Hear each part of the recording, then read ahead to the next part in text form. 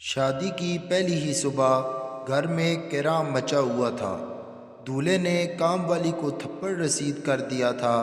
امی کی آواز آئی، حد ہوتی ہے جہالت کی، لیکن امی یہ رنگے ہاتھوں پکڑی گئی ہے۔ دیکھیں اس کے ہاتھ میں میری دلہن کے منہ دکھائی کے کنگن ہے۔ وہ بیچاری اکا بکا ایک کونے میں کھڑی دیکھ رہی تھی۔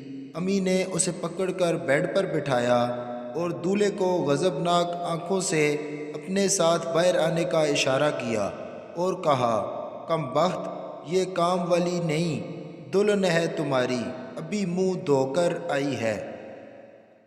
دوسرا لطیفہ۔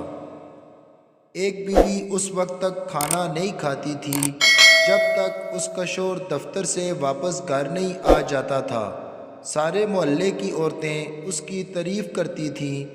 ایک دن ایک عورت نے پوچھا، بہن، بھوک کے ساتھ اتنا انتظار کیسے برداشت کرتی ہو؟ تو اس نے جواب دیا، کیا کروں، وہ آ کر پکاتے ہیں تو کھاتی ہوں۔ اگر ویڈیو پسند آئے تو لائک اور سبسکرائب کر دیں۔ شکریہ۔